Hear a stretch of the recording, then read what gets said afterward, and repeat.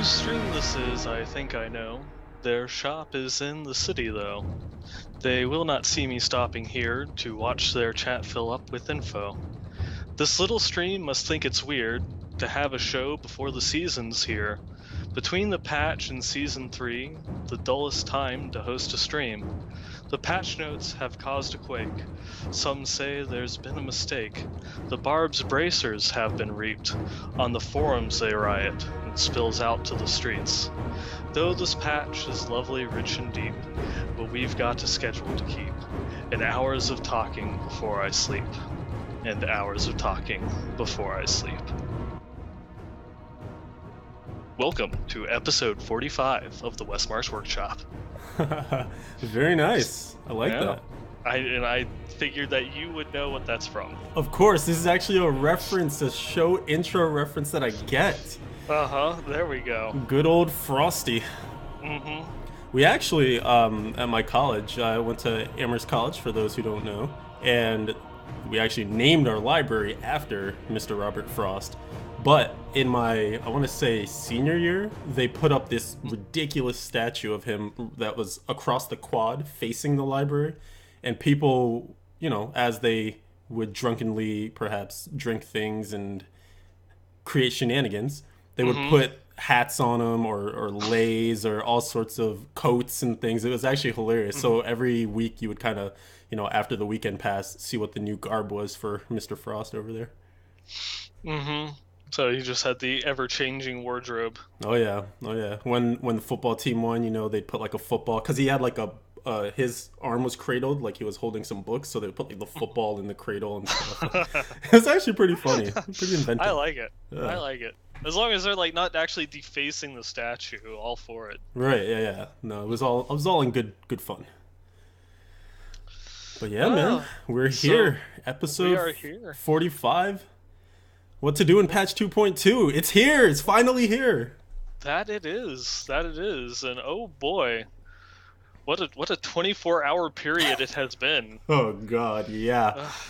You alluded to it there in the intro, and I'm glad I was muted because I outburst in laughter rather loudly. Probably would have hurt some ears there, but wow. Yeah, it's been an actual. I actually saw. I want to bring up this email because it's not super feedback, but I think it's hilarious. From Duke, he sent us an email that said he said, looks like Blizzard solved all the barbarian resource issues. There's enough fairy generation in the forums to keep all barbs running for season 3. Which I thought was just a really clever way to sum things up. Yep, that was a good one. And of course, if you guys don't know what we're talking about, we'll get to it deeper in the show, but we're just talking about the removal in the 11th hour of Mortix Brace, the OP give every rune of Wrath of the Berserker bracers. Yeah, it didn't make it to the patch. A fair and balanced item. Just like Fox News. Yeah. So. Yeah. Before we get start, what do we do? I think we usually do what? The week in gaming? Is that how this thing starts out? I guess so. So how was your weekend? No, we're changing things up. Whoa. You're answering the question first. Whoa, turning the tables. Yes. This really does feel like Fox News now. Let's see, week in gaming. So yeah, I guess since the last time we convened, a couple of things have happened. Season 2 ended. Season 3 did not yet begin. That is this Friday. And the new era switched over. So I guess I'll go back to the end of Season 2. I did die on my newly geared Crusader. After I got that Ancient Blade of Prophecy, I was feeling pretty good about life. And so I was just going to spend the rest of last week kind of farming things up, getting ready to make that final push. But one of our major plans from the outset of Season 2 was to kind of push the leaderboards in the groups. So some of the 3-player, 4-player groups. Lieutenant Lunatic, one of our staff writers here on BlizzPro, was also really big into kind of getting his support Witch Doctor going. And then 3 days JPT, who's also in the BlizzPro clan, he had his support Crusader going. So we kind of had the pieces. We just needed the DPS. So Thursday night I actually convinced Flux, so you guys might remember from a few episodes ago. How could you forget with his... Yeah, if you've forgotten, he plays a demon hunter. I did get that very same demon hunter to party up with us in my crusader, and we were crushing it. So we started out just farming up trial keys, and there was enough power in there to create some really high like 40s, low 50s. But we decided to start very slow, just a couple of 40s, and we were clearing like 40, 41 in 5-ish minutes, 6-ish minutes. So we were just going along. And of course, Flux, being Flux, decided he didn't want to join in on the voice chat. So it's just the three of us. And we get to, I think it's like Greater Rift 43, 44 or so. We're doing very well. We're doing fine, way above the time limit. And we get to this point where you kind of go into a T section, intersection of a T. And so we go down, we go south. But then as we're passing that intersection, I guess there were some monsters off to the left. And Flux is the last person to come through because, you know, he's a DH, but he's not using like or a vault or anything like that. And so he sees a couple of mobs, but of course doesn't say anything because he's not on the friggin' voice chat. And up ahead, we've already engaged into like one, maybe two elite packs. So we're trying to mitigate that. We're trying to, you know, work the pack and make sure no one's getting into any trouble. But then, of course, it's one of those sections where they have the fire grate, you know, that thing where it pops up fire every now and again. So we're kind of zoned in from that. Flux is back there fighting a whole different pack because it turned out to be an elite pack. And so, yeah, things quickly fell apart. He died first, and then I actually panicked because I was like, oh god, I procced all my things and actually managed to get out of the pack that I was in the middle of. But I did the one thing you don't do in hardcore, which is go into unexplored territory. You know? And yeah, so I found more monsters. And I was like, oh gosh, more monsters. So then I went back the way I came. And of course, those elites were still there because there's no more DPS. Like, I am the DPS. Yep. And yeah, it was a pretty quick death. So, bit of a bummer. But a good way to go out, I suppose, if you're going to go out. Yeah, if you're gonna die at the end of the season, die, you know, going through and actually, you know, pushing content instead of like dying in a realm of trials or something along those lines. Exactly, yeah, or like you know, just a mistaken T6 or something. At least we're on the cutting edge. But yep, that was an unfortunate end to the crusade. And then I quickly took up a DH that I think I had started working on earlier in the season. It was something because I thought season 2 would be a little bit longer. Kind of a longer term project that I thought I would be able to do once I got the Crusader to a good place. But I had a lot of fun rediscovering that, and I think perhaps this is a good handoff to you. Yeah, though we'll rewind it a little bit with my end of season when I was still playing the Witch Doctor. Yes. I do not regret the decision, but I am happy to be playing a Demon Hunter again. Just saying. But yeah, one of the things I had set out, one of my goals, and one of the only goals I was actually really going to be able to accomplish in the limited time frame, was to get the Deadly Language Conquest, which was collecting all of the lore books throughout the game. And you know, I started that one only about a week ago, and man, was I in for a grind. I know I've heard people go through and said that they spent like a whole day grinding it, but oh god, they weren't joking. No, I have no idea how many times I cleared all of the battlefields of Eternity. I was just trying to find those freaking little Moloch corpses just sitting around in order to get the 3 books, those last 3 books needed. In addition, that the final one that it took me to complete was actually the House of Curios, or Curios. The Act 1 one. The Act 1 one, Yeah. Because I was flipping games, and every single time that I did it, I was in the Fields of Misery checking it out. I don't know if it just has a reduced spawn rate in adventure mode, but eventually, after I finally got the final one done in the Battlegrounds of Eternity, the Discovery of Sanctuary, I went back into story mode, and then just was, you know, flipping games through there, and eventually came across it, but it was worth it. It was worth it. You got it done, and I think you were what, like position 343 or so? Is that right? Something thereabouts. Yeah, it was like it was high 30s, low 40s. Pretty legit, man. Yeah, it's not bad. Not bad. Got it. You know, final day. Yeah, you really didn't leave much time left. I think it was like maybe 7 or 8 hours in the season. Yeah, pretty much. Well, I think I got it done at around like 1 o'clock, and I was like, okay, I really need to get this done because I'm not going to be home late. I'm not going to be home until later due to family stuff for Easter. So it was just, going through and grinding, and luckily, after spending I think just like another 7 hours that morning going and grinding for it, finally came across it. It was like, I'm done. I'm done. Finally. Um, but yeah, since then it's just been going through and playing a whole bunch outside of the season. Dusting off the Demon Hunter, going through and crafting her some arcane barbs, getting some ancients, and pushing in the greater rifts because it's just kind of in between seasons. I'm don't really care if I lose this one because I'm just going to be hopping on another one on Friday. Right. But it's just, I guess, the little bit of power creep of just being able to craft a couple ancient items, um, and just having the higher level gems coming off of my Witch Doctor, where even though I didn't get as far in Paragon levels, I was able to push the greater rifts higher on him, just because of the power creep.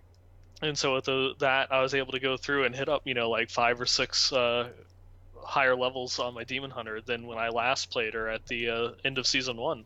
So that was a lot of fun. I'm still going through and pushing it, just, running into that brick wall. I can't make a key higher than 35 in Trial solo, so even though I can push higher than that. Nice. Yeah, it's kind of funny that now you're running into the issue that we've all been knowing and loving for some time. Yeah. So, I mean, I'm sure we'll talk about Trials at some point later tonight as well, but still a sticking point, still a sore point. Mm-hmm. And I actually was noticing, just from playing on the Barb, so similar to you, just kind of messing around with things now that the season is over and patch 2.2 is here. But the season 3 hasn't quite yet started, so it's kind of like, this is all. It almost feels like you're playing with free currency because even if you die, like you said, you're just gonna re-roll on Friday anyway. Mm-hmm. But yeah, one of the things that I have been noticing, so I'm kind of conceding a point from previous episodes. It would be nice to just kind of put in that one key, put in those 10 keys, get a 35 or something, and just do 10 of them. Because there were times where, I wanted to test builds at just, middle of the road, greater rifts. Mm-hmm. So maybe like low 30s or whatever, just to see like what the different builds were going to be able to do. Like is 30 going to be hard for this build? Is 30 going to be easy for this build, etc. And of course it's like you do one and then you got to change everything around, regrind the trial key, okay, change things back around, get back into the greater rift. So yeah, definitely some things to be cleared out there still. Yeah, the one thing at least taking advantage of at the end of season, playing with you guys, Lieutenant Lunatic and 3 days and such, is just going through and doing the group trial runs was, that made things a lot faster and a lot easier because you could just, go through and spit out 35, 36, 37, keys in just a couple minutes. Absolutely. Yeah. It does. All right, yeah, I'd say like a couple minutes, probably like a minute and a half. We'd actually have the damage to push on, but we'd have to stop just so that we don't kill ourselves. Right. Yeah, it definitely did it showcased the power of a group. And it's something I'm finally starting to come around to because me, I like my solo time and just kind of hanging out and doing whatever. But yeah, when you look at being able to create keys, even though you do get those penalties, so when you're by yourself and you're doing trials, it's only the wave -3 for the key that you get, and then of course with 4 players it's -6, 3 players -5, etc. But that still gets offset so much just by the increased amount of DPS and stuff that you have with you from all the different players buffing each other, etc. Oh yeah. We'll see how that develops. Yeah, we'll see how that goes, and this season is going to be like the season of group play for us. We're already going through and getting things together, making plans. That's right. Yeah, so I guess we can talk about that for a little bit. Friday, of course, as we've been noting all along, season 3 will be rolling out 9 p.m. Eastern, 6 Pacific, and we've got plans to do a stream like we did last season. We're just gonna get a couple of people here to join us, and just level until we get to 70, however long it takes. No sleep till 70, I think was the hashtag. That's right. Yeah, we'll be joined by Minerva, she's a Diablo 3 streamer. In the past she's played Demon Hunters, but I think this time around was she playing a wizard? I heard wizard. Yep, she's playing a wizard, and then Dainty will also be joining us. I believe she's playing a wizard as well. Yes, yes. So I have Hmm. Wizard, DH, Barb. Yep. So all the loot sharing. We planned this one out. Can't wait to give you guys all that useful strength gear. Hmm. But no, I'm super excited. We were just talking about it before we turned the stream on, how excited we are, just because it feels like season 3 is going to be the first complete body of work. You know, season 2 super short, Hmm. some good changes from season 1, of course, though. Just with all this stuff in 2.1.2. But season 3, I mean, all this stuff in 2.2, which is a huge patch, you cannot deny Hmm. that. All the new items, new sets, etc. Um, we know for certain, and I'm now going to spoil a news item, so I guess I'll go ahead and bring it up on screen here, that season 3 will be at least 4 months long, confirmed by Wyatt Cheng on the forums yesterday. So that's Yay! yay! We have a target. Yes. We have a target. We don't know. It could go longer, but we know it won't be shorter than, and that is fine by me.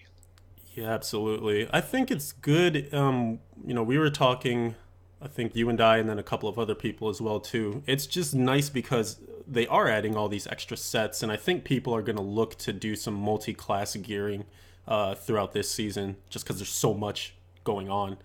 So it's going to be good to have, knowing for certain at the outset that there will be plenty of time to do, your main and alt, maybe 3. I don't know if you're super ambitious, Hmm. and just have that sense of permanence for some time. Just knowing, okay, it's not going to be, hey, your 2 week notice is here, get the hell out. Yeah, yeah.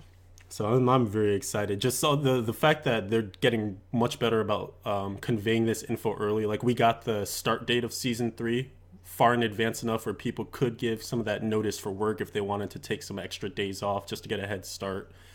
So it's seeming as if, now that season 3 is here, we're getting to that point where the seasons are going to click off kind of in a proficient manner. The way that they give us the info about it is a lot better and streamlined than it used to be. But of Hmm. course, there's always the levying of the whole Mordex brace thing, which we'll get to. Yeah, we'll get to that one. It's We're a pink putting it elephant. putting it off, putting it off. Yes. We'll get there. Yeah, and I mean, just like the open communication, the fact that they're being a little bit more transparent on some things and letting us know what their intended goals are.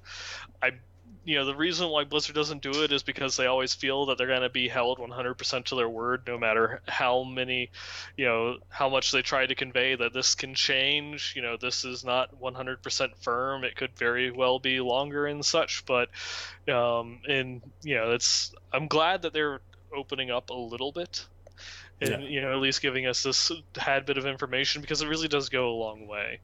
And just letting players know beforehand is just it's good. It's Yeah. nice. We It enjoy that. We it's good and appreciate it it. feels good.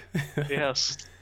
Yeah, that And that it does. I think it's probably the right way to do it in terms of at least setting a minimum. Because it's not, if you set the maximum, then I feel like that kind of ties your hands a bit more, because you're saying we Hmm. will get a new patch out in X amount of months.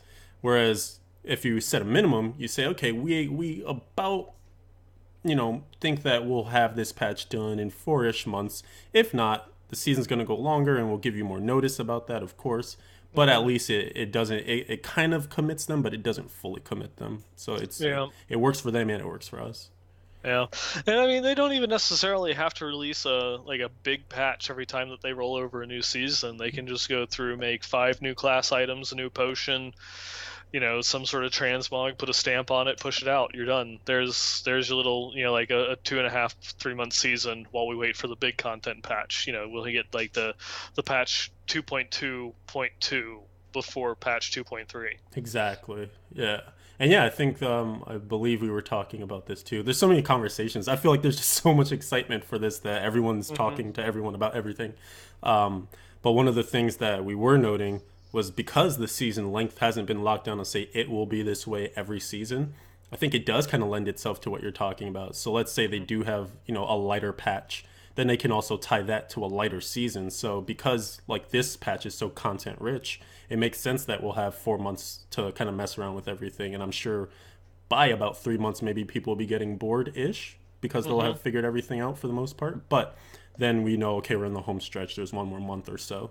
But if it's going to be a content light patch, then that makes sense for them to actually say, okay, hey, this is going to be a shorter season because we're nearing the end of completion on a bigger patch that we've been working on in the background. But here's just a quick reset, 2.5 months go. Here are a couple of new items like you're saying. Mm-hmm. And Newbie went through and was or Nabi was going through and posting in a Twitch chat there something that I did want to go and bring up. It's something I saw Flux tweeting about earlier in the week. With the announcement that season 3 is going to be 4 months, that puts the end of if it is only going to be 4 months and not longer, that puts it ending at around Gamescom, just in time for an expansion announcement, maybe. Illuminati confirmed. Illuminati confirmed. Because when you're talking about like the end of season 3, the S kind of looks a little bit like a 2, so it could be 23, therefore confirming the 23 theory, and making it so that way the Illuminati runs Blizzard. And there we have it. I like that reply that you threw out there. I laughed a lot at work that Yep. morning. Had- Sorry, go ahead. Yeah, no, it's just how much more levels can we layer onto the theory crafting and the speculation, the conspiracy theories on this one? I mean, we've been wearing tinfoil hats for a while, so it's kind of it's old hat, but so it's time to step it up yet another level, and I think you definitely were up to the task there with some Illuminati conspiracies. Going on top, but no, that seems valid. I mean, it kind of, and it's funny that Flux was the one to tweet about it, because when he was on the show, he was grilling us like, why does it matter, when the season ends and the timing of the announcement and stuff. But I mean, it kind of might happen exactly the way we thought it might, and to me, it still makes sense, because you don't want to kill hype for one thing versus another thing, and when one thing is ending, it's the perfect time to announce the beginning of something. It's just the way these things work. It almost like it really does lend itself to being a small content patch at the end of season 3, going into season 4, an expansion announcement, and then going into BlizzCon, going and rolling out season 5 with another big patch 2.3 content patch. That makes perfect sense, and then that gets your hype train going for kind of the expansion rollout that we'll see maybe early 2016, mid 2016 or so. Yeah, we can only hope. Can only hope. I mean, this is Blizzard we're talking about, so we do have to keep our soon pants on. Mm-hmm. You never know. And of course, it all is pure speculation. There's been no official confirmation that there's ever going to be an expansion number 2 or anything along those lines, but just it's what we're expecting, hoping, praying for, sacrificing for. I don't know. All the dogs. But yeah, I guess what else is there to talk about for this patch? Well, I guess we can dive into a little bit more of gameplay, because I'm sure you've seen some things. A couple of things that I've noticed or forgot that was added, and now I'm super stoked about. Gems. So I'm so used to queuing up my 27 whatever, and then like turning to the other screen and like checking out, hey, what's on Netflix or who's tweeting about things. But it's been so funny now to queue that up, look over on the other screen, and then look back over to Diablo just to make sure the process is going. I'm like, wait, is there a glitch? Why is it done? What happened? Oh, it all got crafted at once. This is amazing. Yeah, it's not just gems, it's all crafting. Yeah. Alienationer was actually just commenting on that. He was crafting some. Go ahead. Yeah, that was one that I found that when I went to go and craft my arcane barbs. I just went through, typed in 15, clicked it, and then all of a sudden, oh, my inventory. Oh, yeah. See, but here's my other side on that one. I'm not the kind of person that would want to craft en masse for items, because what if the first one you craft is perfect? And then you just wasted 14 rolls on nothing. Yeah, I do like that aspect of you'd queue up a large number and then just hover over it every time that it crafted as you're watching it. But for this, I guess just the fact that I don't have to wait for it, I'm not going to lament the wasted materials. It makes up for it in time, I suppose. Time saved. Yeah, definitely. And speaking of materials too, the pseudo auto pickup, the vacuuming of one click to rule them all, Mm-hmm. is very welcome. So, one of the new goblins that was added, the gelatinous sire, one of my favorites. And if you have a crazy AOE build, you pretty much just kill those things instantly as they start to multiply too. So, if people that aren't familiar, gelatinous sire is one of the new treasure goblins that, as you kill it, it splits itself, and so it goes from one goblin to two goblins to four goblins to eight goblins. And at eight, when you kill those, they drop loot as if they're regular treasure goblins. So Mm-hmm. it's basically like creating your own little pack of treasure goblins if you can keep them all rounded up in the same area, because they do run away a little bit. Mm-hmm. But it's another loot fountain. And so this auto pickup thing where you click on one item that is similar, so you pick up a ruby, you pick up all the gems, you pick Mm-hmm. up what is it, arcane dust, you pick up all the arcane dust and stuff. So it's just really awesome because it avoids that click click click click click, and it also helps too with just keeping the momentum going, because there are some builds and stuff too where you just want to keep moving, and it Mm-hmm. actually benefits you to keep moving. So it shortens that time that you're kind of standing there wasting resources and whatnot. Yeah. I've not come across the gilded or the gelatinous sire yet. I have come across a couple of the gilded goblins. And that's the gold one. Yeah. Nice. What numbers have you been observing off of him? The two that I found, it was on T6. I didn't have any gold find at all, besides just the torment level. The first one dropped 4 million, and the other one dropped 5.5. Though I've seen some people going through and saying that they had um, like 7 or 8 million. So I don't know if I just got unlucky or they had a lot of gold find on. Hmm. But yeah. Yeah, it's interesting. I think I saw two as well, and I got 5 million from one and 2 million from another. So there definitely Oh, does seem to be some variance. yeah. But it makes me wonder why. Because we have something like Boon of the Hoarder, and it makes sense that for this goblin to exist prior to getting your Boon of the Hoarder, because it's just a nice Hmm. influx of gold. But we don't really have gold sinks, besides taking an item that you're enchanting forever, just trying to get like another percent or something. You could maybe get that up to like a 20 million per reroll cost or something. But it Yeah. seems like the first part of some other equation that doesn't have its second part. Like maybe they do want to implement something, and this is kind of tying back to a thing you often bring up. What to do with those high level gems? They've been saying they Hmm. want some system or sync or something for them. So maybe I would love to see those two things tied together. I don't know what they would buff up or create or whatever, but there's a lot of Hmm. gold and a lot of gems now. Yeah, not a lot to do with it. It's something. It is like if you find the what is it, the Golden Baron at the um like say your first Torment 1 run at the beginning of a new season, that is like almost like finding a vault. Hmm. It's going to be great. It's going to get you set for a while, but once you're a couple hundred levels in, it's just like, okay, you don't even notice. Is it worth my time to go and kill this thing when I'm sitting on 500 million gold anyways? Right. Yeah, it actually might get to the point where you don't really you might not even you might not even go out of your way to kill them, because it's just going to be a departure from what you're actually attempting to get done. Hmm. Um, Yeah. and I It's one of those. I guess it's just one of those things. It's like, I guess, was this like really created to like help, uh, get seasonal characters started on a good foot? maybe. Because it's kind of like the crafting material one. It's like if you're Paragon level 800, you don't really have a need for crafting materials anymore.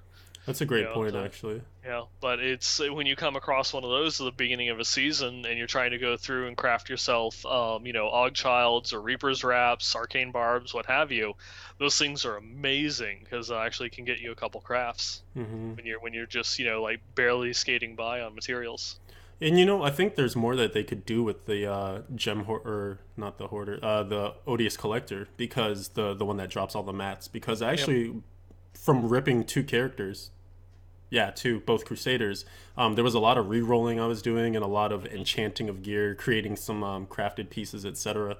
And I actually ran low on Death's Breath for like the first time ever, and I Wow. realized I wasn't picking things up mostly from killing elites. I was kind of just speeding through T6 and whatnot. So those are your only sources of death breath. So if you're not picking them up from the elites, you're not really getting them. So it'd be nice actually if they added those to the drop table for the odious collector. And actually, maybe I don't think that they are. Maybe they are. I was gonna say, because I often just kill the odious collector and then keep going too.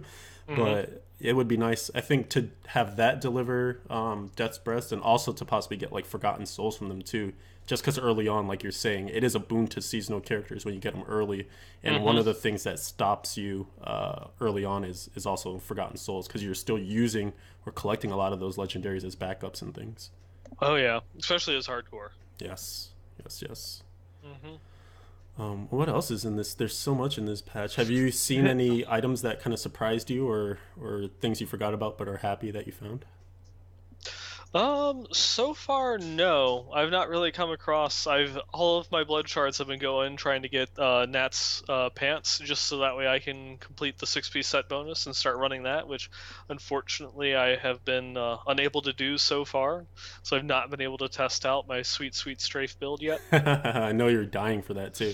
I've lived for this moment. I don't even care if it really compares with Marauders at the high end Greater Rifts. I'm going to be playing a Whirlwind Demon Hunter. Well, since Barb's won't be, someone has to, right? Exactly. Right. Almost reminds me of the day is like the one thing that I wanted to do in Diablo 2, but just never found the runes for was the Whirlwind Assassin. Oh Which yeah, is yeah, yeah. Back in Mhm. back in the day. Yeah, though I mean that was more of a dueling build, not so much a clearing build, but it was so much fun. You got the Whirlwind as an assassin. It was fun. So much craziness when all the skills could like be transferred to whichever character. Hmm. Oh, Um, those days. golden days gone by. Hmm. Another thing that I wanted to comment on was items that were once okay, but now are either have like amazing properties or amazing usage, or just Hmm. like ideas that I've forgotten about. Yeah. So I've been running. I was lucky enough to, the day before the patch went live, actually find the other of the Bolkathos swords, the mighty weapons that I didn't have. I think Hmm. I had a Solemn Vow, Ancient, and then it was the what's the I'm gonna murder the names. I think it's like Blood Oath or something. Maybe that's the name of the set. I don't know, but it was the other one that I didn't have. Blood Vow, Solemn Oath, Blood Oath. I don't know. But I didn't have one of them. And actually, the day, like, it was maybe my last rift, but on Monday night, and I found the other one, Ancient, as well. So I was like, oh man, this is perfect. As soon as the patch goes live, I'm going to be whirlwinding the crap out of stuff. And so did that once the patch rolled over, and once I got enough IK pieces and stuff to make it work. And I just happened right before the show actually to find Hexing Pants, Mr. Yan. Hmm. And Nice. that was an item early on that I think a lot of people are trying to make work, just because it has great bonuses if you are constantly moving. Hmm. It's the one that gives you increased damage and increased damage and increased resource regeneration, or Hmm. either that or decreased resource spending. I think it's increased generation. Yeah, I Um, believe it was. It increases when you're moving. It increases your damage and your regeneration, and if you stop moving, it decreases your damage and your resource generation. Exactly. So in Whirlwind, of course, you're always moving. So this is amazing in terms of. I didn't even try it in Greater Rifts because I had just gotten it, so I was running a lot of T6 and bounties and things like that, and you're just tearing things up. It's a noticeable difference Hmm. as you're running through and your little dust devils and things are hitting stuff. So I've been enjoying that quite a bit, and because of the flexibility of them adding in the IK pants, which of course are the ones you're swapping out now for the hexing pants. Hmm. There's just a lot to do. Again, that you have a belt in that set too, so I'm not taking the IK Boulder Breaker because I have the two mighty weapons, but I'm Hmm. using the belt, so I'm still able to benefit from the 6-piece with a Ring of Royal Grandeur. So it's really exciting right now that so many slots are going to be open and available now that they're adding all those extra items to the different sets. Hmm. And I'm really curious just to see like what one-offs people start sticking into different sets and things that we hadn't really seen used before. Yeah, this is something that they've done in World of Warcraft previously. That it's you'd have a 5-piece set, but only a 4-piece set bonus. so you could mix and match. I mean, obviously they didn't have a Ring of Royal Grandeur Hmm. in that game, but it was something that allowed you to switch things around. So you could, if you want to use this off piece or that off piece, you could do it. And so, just having more options, so that way you can figure out what six-piece combination works best for me, is I think is like the better way of doing things. If they maybe want to add like a seventh piece to all the previous sets, just so maybe that way you don't need a Ring of Royal Grandeur, so that way you can equip a Cinder Coat, or if you want to equip Mask of Jerem or something along those lines, you can swap something else out in order to use it. Right. And I recall back in the day when we were getting feedback on, talking about sets and their powers and, if they should be what they are in terms of like the end all be all at endgame, etc. One of the Hmm. ideas that was being floated around was, either moving the six pieces to bonuses, the six-piece bonuses to five-piece bonuses, or like you just said, adding that seventh piece so you just have more flexibility in gearing.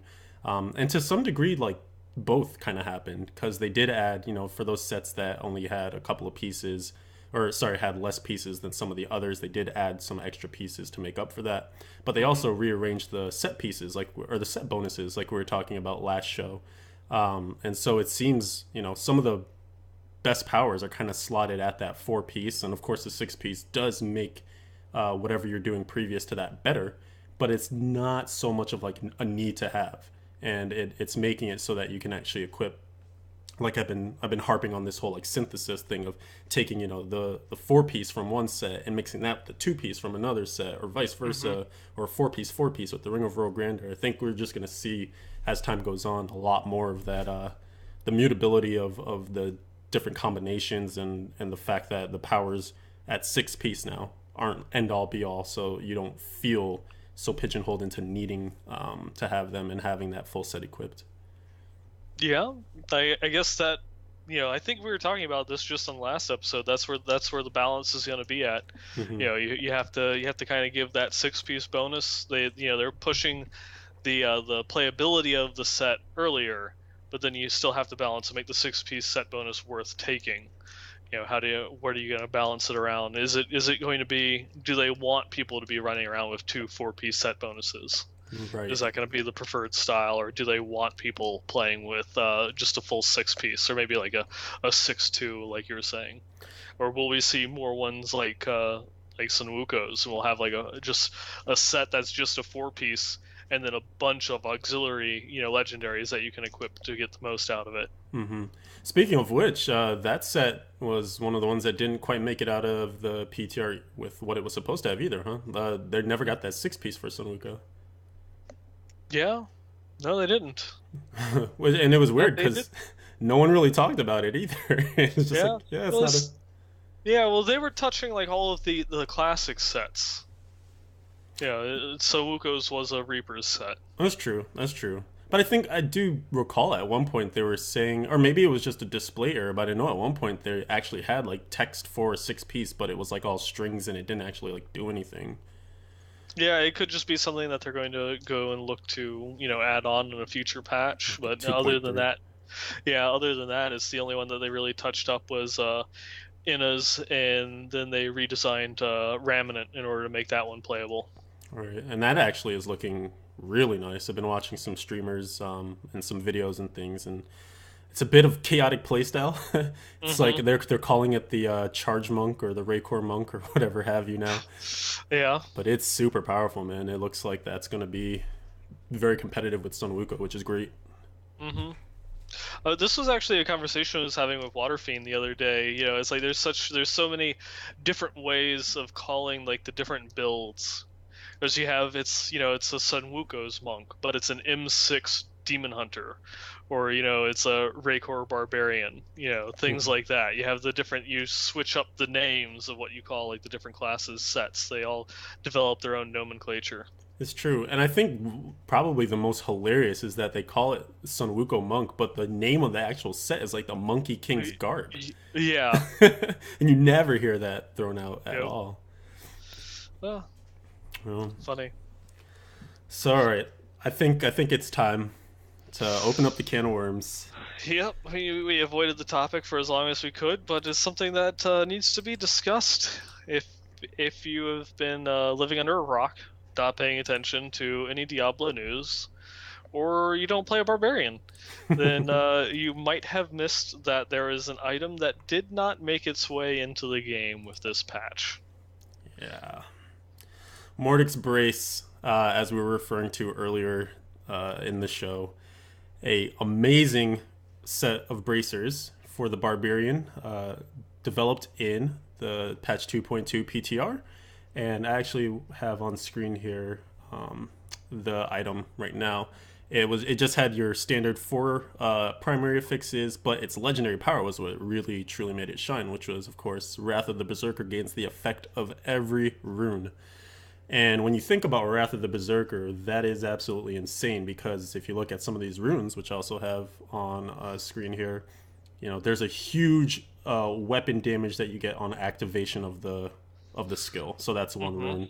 There's Insanity, which is probably one of the most popular runes, especially back in vanilla days, where you just gain 50% increased damage. Just boom, extra damage. Slaughter is the rune where your critical hits have a chance to cause an eruption of blood, dealing 300% weapon damage, and to enemies within a radius, so a little bit of extra AoE. Striding Giant was amazing, and I think this is one that people will probably run in higher greater rifts as well, even still, which just reduces all damage taken by 50%, so essentially your unity effect. Or also one of the runes that you have on Call of the Ancients, where the 50% damage is split between you and your three ancients, so you can get that there as well. And then this last rune, which isn't great, but like nice to have, while it's active, you would gain a huge amount of life per fury spent. And of course, because you're running IK, it's the kind of set where you need to continually dump out fury to keep your cooldown coming back on Wrath of the Berserker. So you're pretty much always spending fury, so you're actually always getting a ton of life back. It was a pretty resilient effect. But all of that is for naught. Like, who even cares anymore, because you can't do it. You can't get it. Item won't drop. And Flux was actually telling me earlier today that there was a very short time period where it was dropping on console because the patch came out at the same time for PC and console. Yep. And it was subsequently hotfixed, but a certain very limited amount of people actually have Mordic's Brace on the console. And other people will never ever be able to get that version of it. So there's hubbub and chaos all over. Yeah, so if you're a listener of the show and have never sent in an item of the week, but you managed to grab one on the console, we would love to see it. Nice. There's definitely a showcase piece there. I would love to see one that was like, resource cost reduction and life on hit with no main stat and armor. Just the worst. Yeah, that would be a beautiful sight to behold. So yeah, I guess so we introduced the item. We introduced the fact that it's not here in the patch, and so let's talk about the reaction from the community. I think it's best described as nasty, vitriolic, crazy, over the top. I don't know. Yeah, they are rioting. They're attempting to somehow start a fire across the internet and burn down the forums, I think. Yeah. And so there's a couple of different ways to look at it. For myself, because obviously I was super stoked about the Barb, still am, and really looking forward to playing it. And when I was doing my testing in the PTR, was heavily relying on these bracers as just best in slot. Like, why wouldn't you take them? The one reason that I'm a little perturbed by all of this is because of the way that the information was disseminated. I'm not even so upset that the item is going to be reworked possibly for the future or future patch, or just may not exist ever again, because I think it's fair to say it was very strong. Like, when you look at any of the other items that grant all runes, they're usually for generators. It's something like all runes for Punish, all runes for Frenzy, etc. So it's usually for your generator. So even though that seems crazy, it's just a generator. It doesn't do as much damage. Yeah, this is one that, it's like, not only is it like 50% increased damage, has a unity effect built into it, and then also makes it so that way your crits have a chance of critting within like a 15-yard radius. You do the extra 300% damage. It's just a lot of everything that's really good. It really was. And it was incredibly powerful item. I've seen a whole bunch of people that posted or linking to posts from weeks ago that were calling for the item to be removed, or that it was just far too powerful and needs a nerf, and that it was making things, it was making barbs, not just powerful, but just excel above and beyond all the other classes in the rift progression on the PTR. Hmm. But it really comes down to most of the people aren't so much complaining that the item itself was pulled, but it was pulled without notice. Yes, and that's the thing. That I was eventually going to get to is the fact that all this testing was done in the PTR under the guise that this is an item. It's going to be in the game. Maybe, everything is subject to change in the PTR, so stuff does get removed, but Yep. normally stuff just kind of gets altered. And there was so much spotlight on the barb. At the tavern talk, we saw plenty of talk about that IK 6 piece and how it needed to be dialed down because the damage was just absurd. So that got put down to 100%. But in that same breath, they could have also said, hey, Mortix Brace is kind of an item that we have our eye on as well because it's maybe a little too strong. We might want to modify it. Maybe we won't have enough time to modify it, but here's a heads up, just so you're not making all these plans to go forward and put out guides, put out YouTube vids, etc., and then have them all be for naught. And I feel like that was kind of the feeling of that rug pulled out from under you violently that a lot of people experienced when they saw just that tweet, and the fact that it came just from a tweet was kind of weird in terms of getting the info out there. Just because normally, I mean, it's going to be tough. Like maybe it's something that is handled in a forum post, and then of course Nevilistus eventually did talk about the reasoning behind it, and I think that was what was missing for me. Was John Yang's tweet just said, "Hey, this item didn't make it to the patch. It will not drop," and there was no why. I saw tons of people tweet at him like, "Well, what is this? Why are you doing this?" etc., and a lot of other things, nastier things. But yeah, we didn't get the reasoning until a little bit later, and so it was just this fractured message. And it makes sense that people were just a little miffed. I saw some other things thrown in the into the chat on words that we could phrases we could also use. But yeah, having conniptions, etc. The populace was perturbed. So, I mean, what's to be done, right? Like, I think at this point we know it's not going to be an item, and so what you have to do now is look at the barbarian and say, is this a class you're still interested in, and why or why not? And are they going to be able to do things that they couldn't do do things that they could do previously just less effectively, or maybe with a bit of jostling of items of, affixes, etc. You're just going to have to look at your gear differently. And I think once everyone calms down, we might know for not certain, but as time goes on, that the barbs will be fine. I think they're still going to be pretty strong. Everyone's kind of bummed out that it's looking like they're going to have to go back to Raycore. But I think because everything is still so new with their reworks, there's just going to be more testing that needs to be done without Mortix Brace as an idea. And once we get there, I think we'll see that there are comparable specs. There are things that will push you up into the high greater rifts, and I don't know. We'll just have to wait. Yeah, we'll have to wait and see. I mean, there will obviously be some minor changes and evolution of builds in the non-seasonal progression, but we'll have to wait and see what some of the season-specific items actually go through and cause. If it has any movers or shakers that causes things to change radically from what the non-seasonal builds are going to be. All right. Yeah, and I don't foresee it really making a difference for the barbs, because I think they're getting the belt that gives when you use ground stomp, it makes avalanche, so it's like not even tied to anything like that. But yeah, I think I think it's just going to be a case of adjustment period, people getting used to kind of what the new stuff does, the new numbers, the new power levels, and then making the best of it. If you're not going to play barb, it's okay. There's 5 other classes to also play too. But maybe you'll even feel better about going through and playing barb and doing as well as you hoped, just because you overcame that hurdle of that item you really hoped would be there. Yeah, that's kind of what it comes down to. Though obviously there still would have been, even if they had announced it a couple weeks ago that the item was being pulled, you still would have seen a large amount of rage. For sure. Barbarians were for the longest time the most popular class in all of Diablo 3, by a fairly large margin. So there's a lot of barbarian love in the community, and that's one of the reasons why you're seeing such a outlash from people. Oh, for It's sure. you took away the item that was going to make them the top tier. Who cares that witch doctors are still bottom of the barrel? I want to be 5 levels above these dirty crusaders and demon hunters.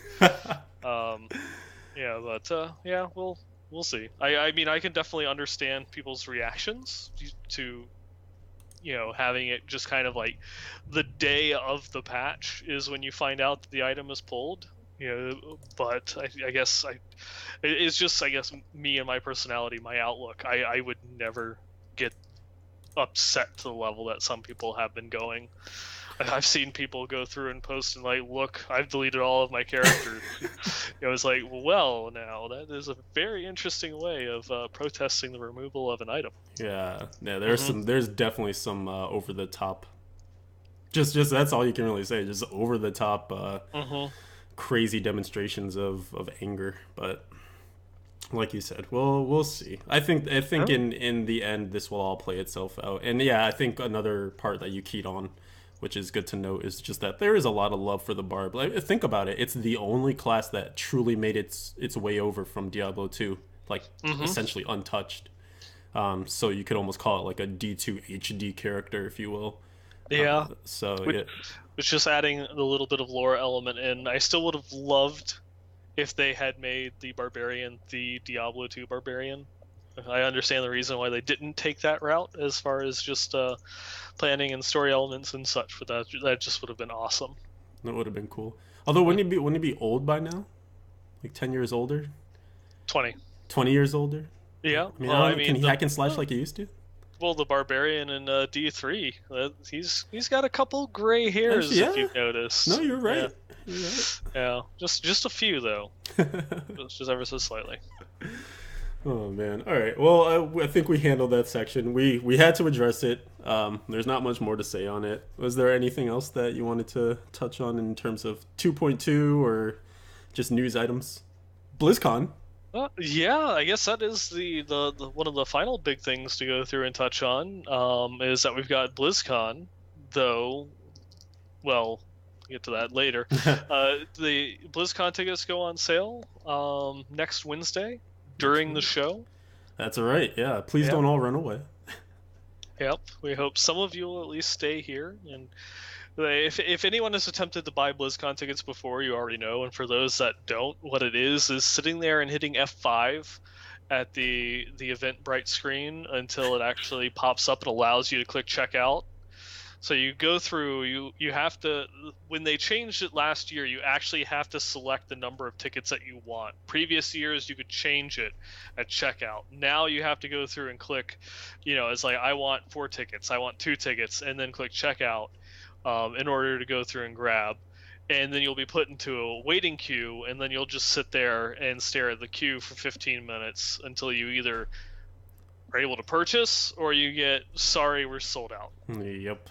So, after you go through and you do that hectic little frantic clicking, you'll be able to come back to the show and hang out with us here and just make sure you keep an eye on whenever it actually pops up to finish your checkout or to come and commiserate about not getting tickets. Yes, we will serve you non-alcoholic beer and peanuts. Yeah, I think those are the things of comfort. We'll also be hosting a nice little chat with a special guest during that time if you'd like to come and hang out with us. That's right. You are right. Yes, that same Wednesday, April 15th at 9 p.m. Eastern here, we will be having an esteemed guest, Wyatt Cheng of the Diablo 3 development team. Yes, the Wyatt of the Changs will be here to go through and drop some knowledge bombs on us. What we're going to be going through and doing, it's not really going to be like a Q&A like you've had with like developer interviews on other streams and things of that nature. It's just going to be more of a conversation. He's going to be hanging out with us. We're going to be talking about some of the news and developments. Probably going to be, talking a fair bit about our first weekend in season 3. What are our accomplishments? Any deaths if we've come across them, and just going through and chatting. Probably is going to be a lot about seasons, but we'll try and see if we can point the conversation a couple other like hot topics that are going through the community, such as, I don't know. Probably we'll leave the bracer conversation for rest, because that Hopefully, it'll seems be to a thing of the past by then. yeah, hopefully one can hope. When you said hot topic, I thought you were gonna ask him like his favorite like metal band or his Hmm. favorite sweet screen T-shirt for $15. Yeah, we'll ask him what his favorite class in World of Warcraft is. Uh-huh. We'll finally figure out what his favorite class is in Yeah, World of Warcraft. or Hearthstone. Oh yeah, that's true. They have classes. Yeah, that's very true. Or maybe his favorite class from college or high school. Yeah, there you go. Well, Maybe yeah, his favorite class of BMW. I don't yeah, know. there are a lot of classes that we could ask him to pick his favorite of. Oh. But yeah, I'm excited, man. If you guys want to submit questions, we'll be having it. It'll basically be a normal show. So if you guys want to submit like your feedback, there's the potential that Wyatt might comment on it or give you a suggestion or have an interesting idea about what your idea is. So it'd be kind of cool to just get an instant feedback and stir up some debate, stir up some thoughts and convo. Mm-hmm. Looking forward to it. Yeah, definitely looking forward to it. Going to be a big show. So it's one that you will not want to miss. So for any of our listeners on iTunes, Stitcher, or on YouTube, please feel free to come through, check out the live show. Yeah. We're on Leviathan's channel. It's the twitch.tv/Leviathan111. Like you said, we'll be starting at around 9 p.m. Eastern. That's 6 p.m. Pacific. So yeah, give us a visit. Come hang out. Right on.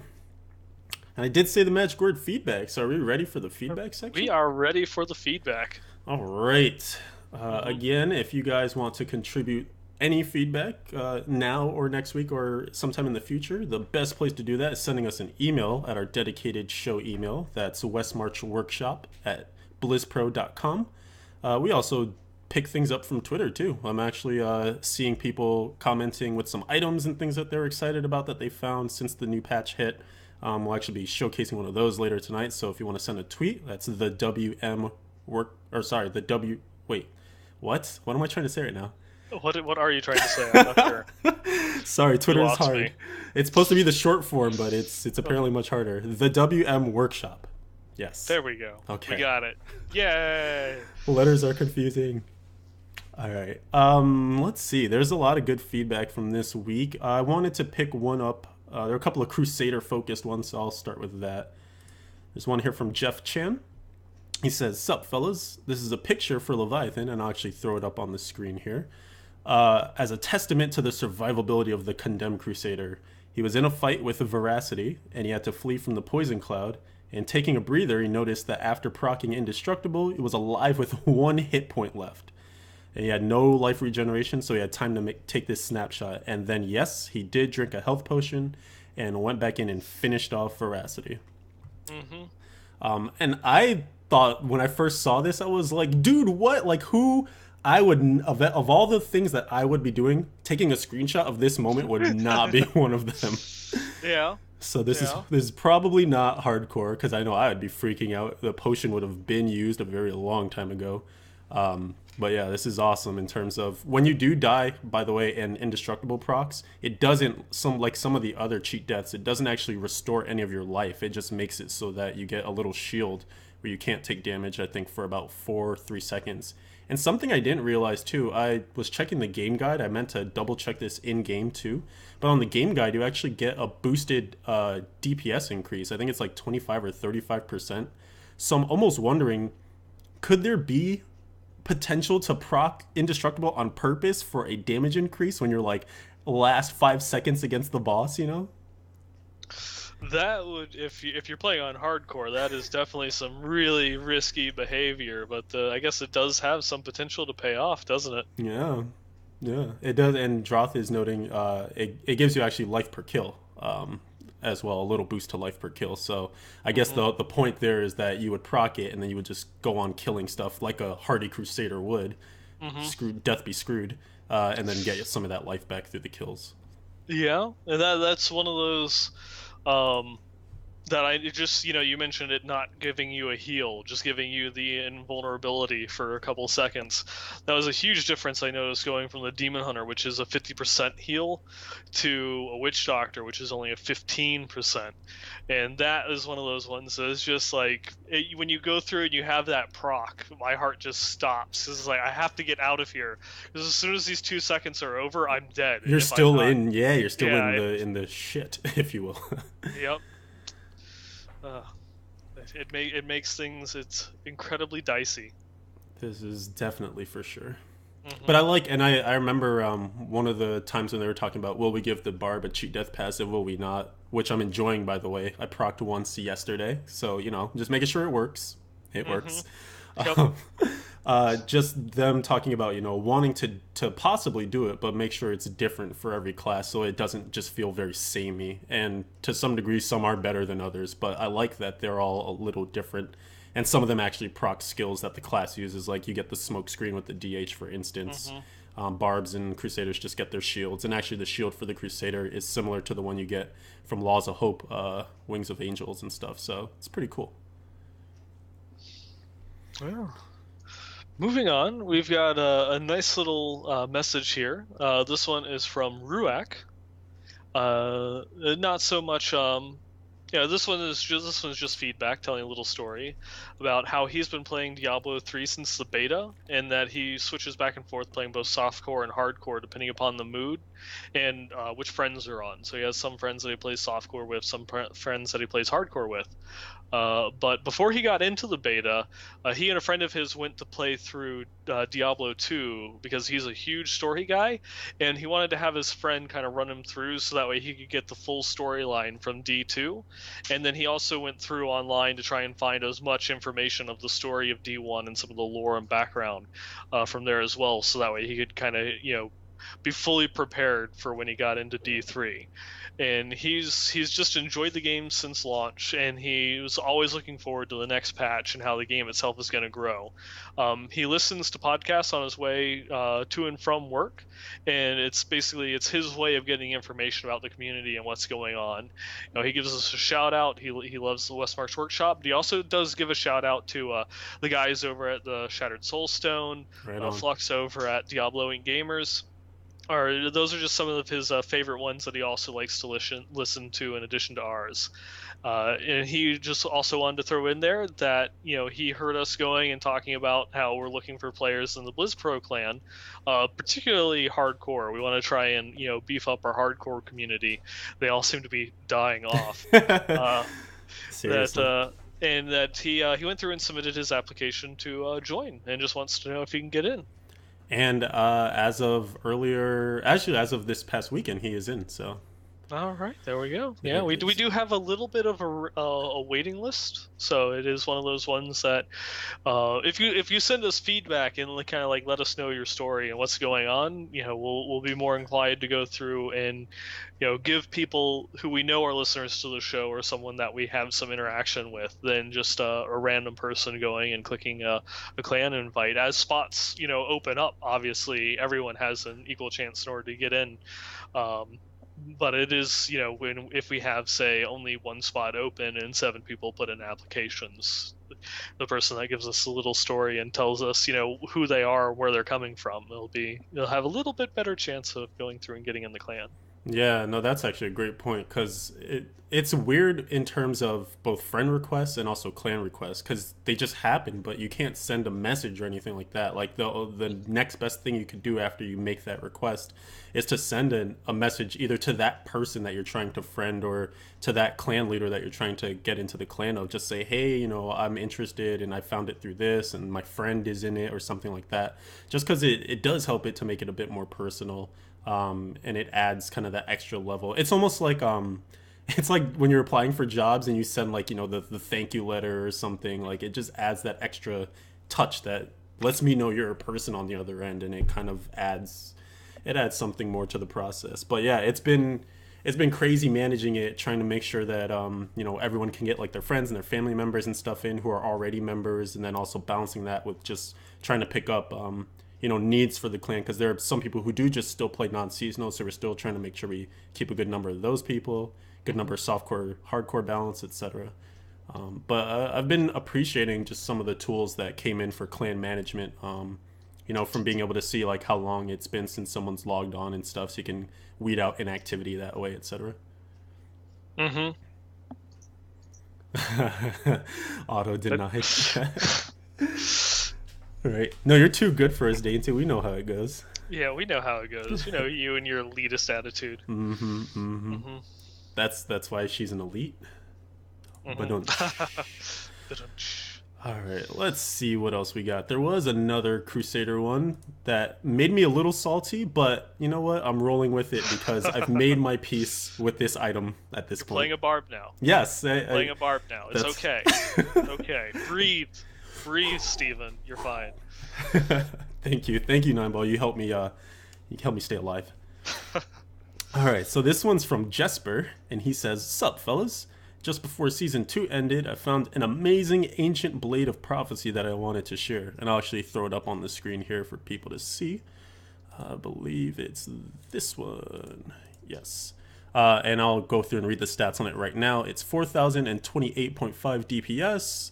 Nothing is rerolled on this, by the way, so it's got 1,344 strength, 1,465 vitality, 8% CDR, the cooldown reduction, and then the secondary is life after each kill, or sorry, a bonus 15,961 life after each kill, and he used a Ronald McDonald Hamburglar. I don't even know. He used a you know what he did. He put a socket on there. Yep. And Rumpelstiltskin's gift. Ooh, I like that. That's a new one. Rumpelstiltskin.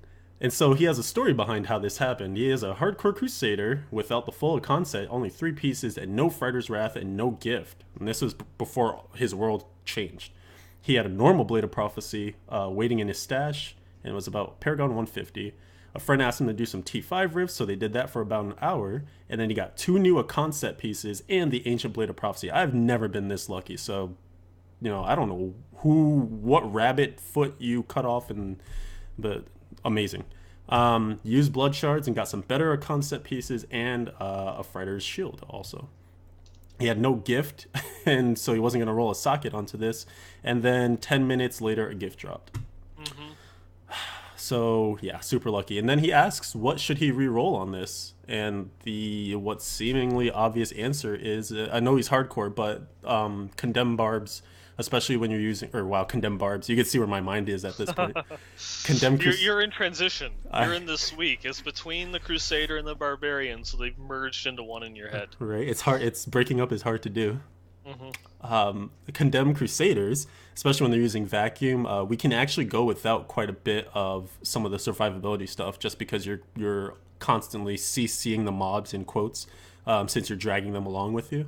So you can actually get rid of the VIT on here. I would do that and just roll the 10% increased damage affix.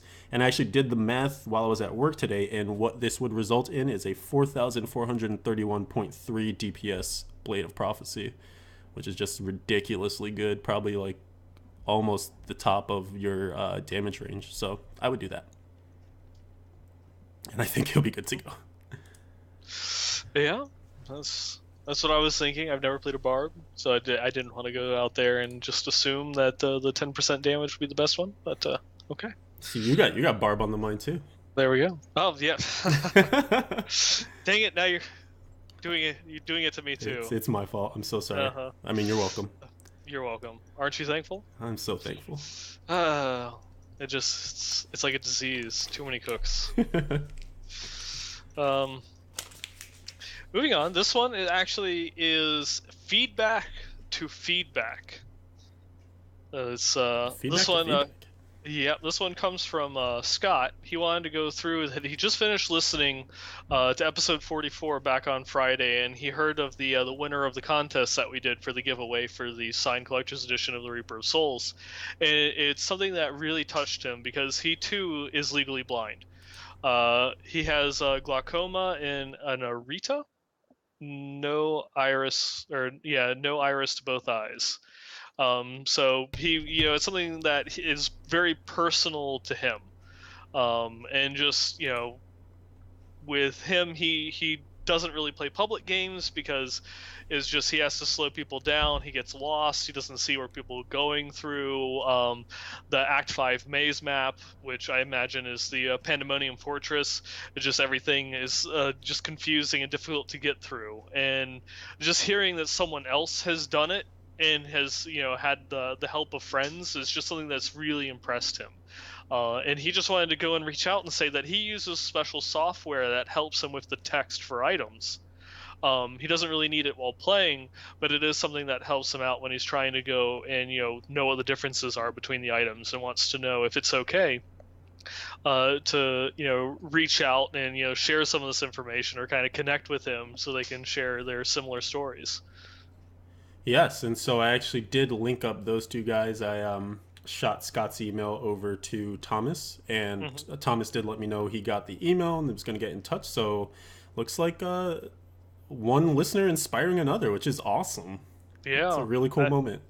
That is definitely just it feels good. Yeah, that feels nice. It's an amazing feeling.